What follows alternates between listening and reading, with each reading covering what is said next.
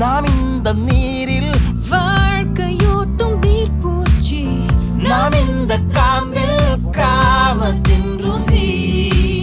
காதல் கண்ணீரின் சிலந்தி, காதல் விண்மீனின் மேகந்தி, காதல் மெய்யான வாதந்தி, காதல் தோறும் தொடரும் டயரி.